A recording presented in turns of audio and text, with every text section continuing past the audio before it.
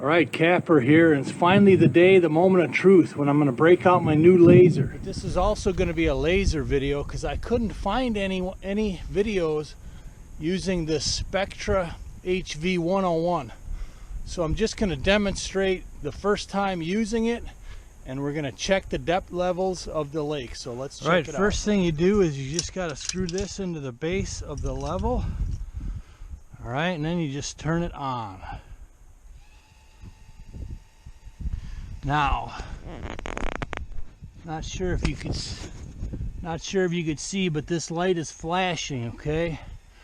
It's going to take about 5 minutes to self-level, and then when it self-levels, it's going to flash once every 4 seconds. So it's going to stay permanently lit for about 5 minutes while it levels out, and then it'll go to a slow flash. In the meantime, let me show you something that I do with a lot of my equipment. Alright, so basically I made an old school cheat sheet.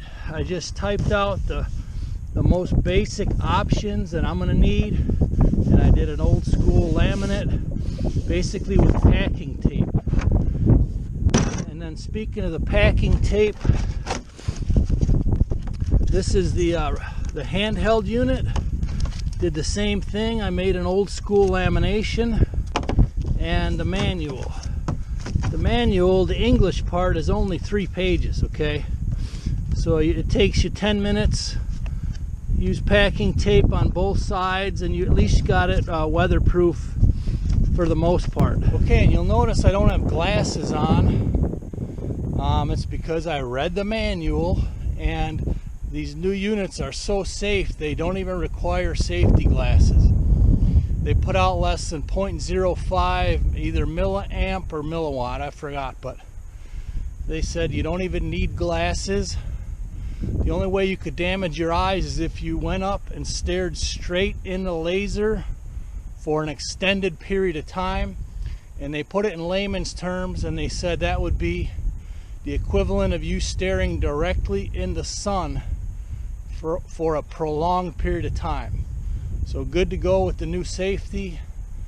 There's one more thing I don't have to worry about. Alright, there's glasses. A quick look while I got a little sunlight on it. The measuring stick. We're going to come back over here with the laser in just a minute, and we're going to figure out exactly where it's going to be. My guess is going to be, I'm eyeballing it right now. Guess is going to be somewhere in that black unit right there. Okay, I just had to move the unit. Luckily I caught it now, but I also want to get the depth of the boat channel, which is up there. So I need to go over to that side. I need a clear line of sight to the overflow, and then I need a clear line of sight down to the boat channel, and then a clear line of sight over to the measuring stick here. So in this spot where I'm at now, I should be good to go. Wow, here's a look at the boat channel. It's looking good from out here. I'm going to say at its shallowest point right there, it's going to be darn near a foot deep, because I could see the water's fairly clear. I could see down about 6 inches, give or take. So that's probably a foot deep right there. Not quite wide enough yet to get a boat through, but at this narrow spot, I'm going to say it's 3 feet across. So another foot of water, and it'll be plenty good for a boat to get through there. A small boat, but it's kind of hard to believe, man, after all the kind of visualizing. Now this boat channel did not turn out like I wanted it, but short of yanking a bunch more trees out and doing major work, I made it work with what I had at the time. That side is pretty decent. This side I need to clean up some more. Just knock this down a little and reshape that. But no real big deal. Okay, now the laser is ready. That light is going once every 4 seconds. And that is one of the things that I wrote down on my cheat sheet. So let's go across the lake. Okay, and a real quick tidbit on that laser. The self-leveling feature can adjust with up to an 8-degree variance. In other words, when you set it, if you don't have it close to level, the advertisement says 5 degrees, but the manual says up to 8 degrees, it'll still self-level. So that's really good for non-construction people using it. Okay, and for those of you that watched me build this concrete pier right here, we are going to know how deep the water is going to come up here. It's going to be right about to the top here, or really darn close, because there's the laser. We got a good line of sight right there. And here's the overflow. I know it's hard for you to see, but there's a little swale right there. That's where the overflow is. I'm probably going to line this with riprap to beef it up some. Keep in mind I can manipulate this a little higher or lower as need be. So I'm going to take the measurement just right up in here, right before it hits this overflow. All right, let's give it a whirl.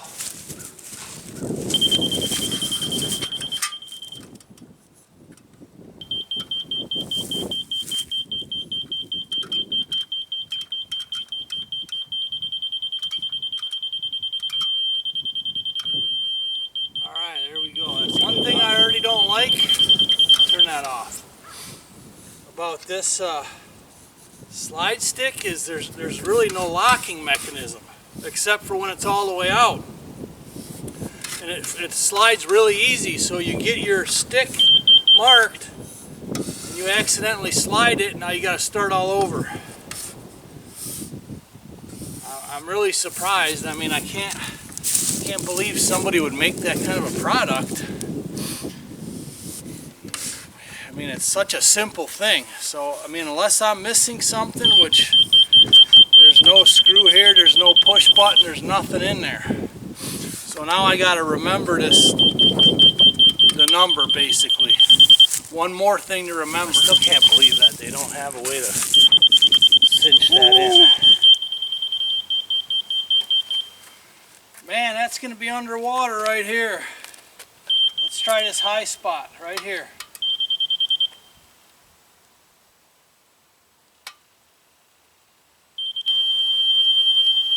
Right there. So this little spot where I'm standing should be out of the water.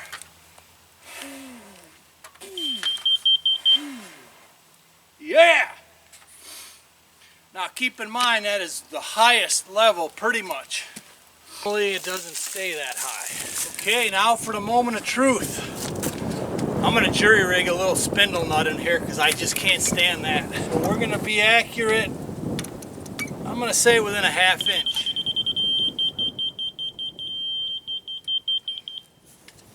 Here we have it.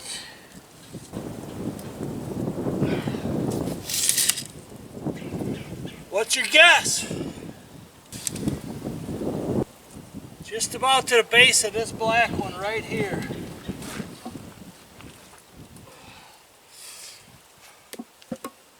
Let's see if this last spot's going to be underwater for fishing or not. A little bit.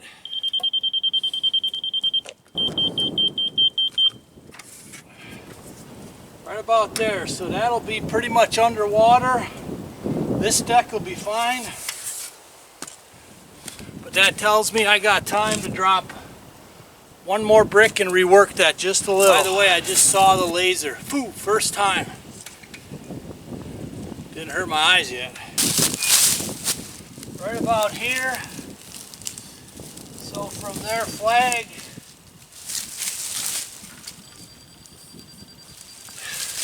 that's about 5-6 inches off, but keep in mind over there, I think they hit the absolute highest spot on the overflow, which is probably the way you're supposed to do it, but I'm looking at more realistic of where the water will stay for some period of time anyways. Okay, now the big moment of truth, the boat channel.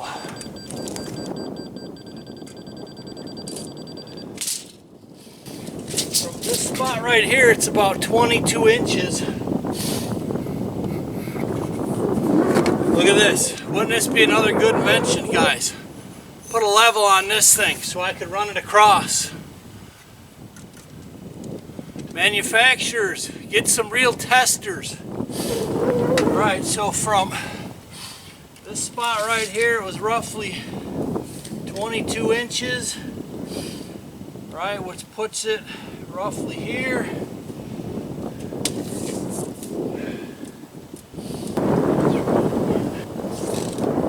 $28, give or take.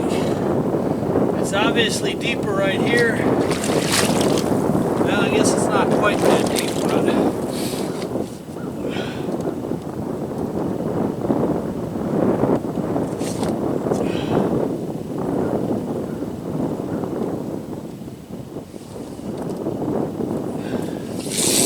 32 from right here. Okay, that's why I didn't want to crawl down there. It's really slick, but I don't plan on crawling down there anymore. And even to maintain it, I shouldn't have to crawl down there. So it's in the shallowest part up here. It's roughly 30 to 32 inches. I'll show you where that is. Basically right about there. So everything past that is much deeper. So the shallowest spot is right around this vicinity right here. So if it's down a foot, 32 inches, it's going to be about 18 inches deep, 18 to 20, which I think will be plenty. If not, well, I'll have to rework it later on, but I think it'll be good. Okay, so with all that being said, if I add the extra 6 inches to the true tipping point, the true spillway, we're looking at another 34 more inches. We're going to come up here, which puts it, make sure I get this right, on the third black mark there. Puts it right about the very top of that third mark.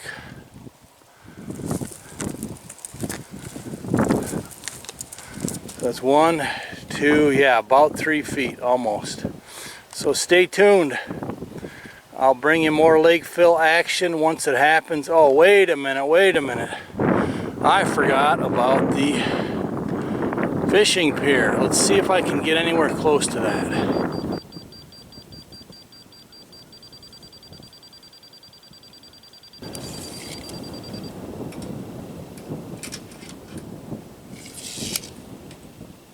$32.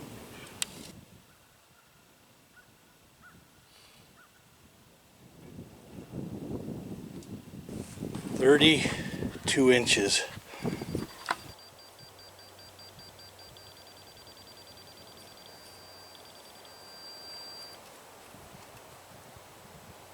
Right here.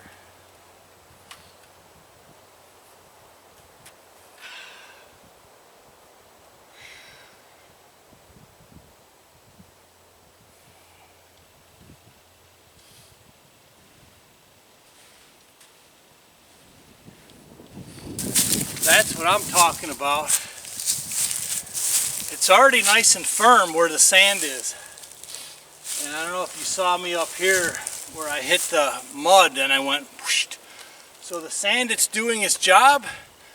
And maybe it wasn't a bad thing that a lot of it came down, because it is lower than I thought it was. Okay, one other thing this has is HI, height of instrument alarm. So now it's leveled, okay? It's flashing once every 4 seconds. So if it gets bumped or jarred and loses its level, it's supposed to quit spinning, and I think there's an alarm or something. Okay, yeah, it just quit spinning, and now it's flashing red. So now you have to reset it up, which is a great feature, so you don't get even if you just bump it just a little bit, it could really screw you up on the work site. So I like that feature a lot. There's my solution. Just tapped in a, not quite a wing nut, but I'm not sure what them are called, to snug that up. So at least for this first section, this first piece, I got it down in there. I need to grab me a couple more of these. and I'll be in good shape. So for the rest of these sections, I just tapped. I had a handful of these machine screws, so I'll keep these on hand, and I tapped the hole. It just works quite perfect, just enough to snug it in. So I'm gonna need all of these to be able to snug in, because when I start digging that new pond over there, I'm gonna need this. Hopefully it's long enough, but we'll see here in the future. So then I took and drilled a little hole there, and this is my setup here. So I can thread the black screw in and hold this bag so nothing gets lost, and that's how it will stay in the bag without falling out anywhere, or stay in the box when I need it. I even got one extra one. It is a little lower than I thought it was gonna be, but that's life, man. Stay tuned for the next update. Kapper out.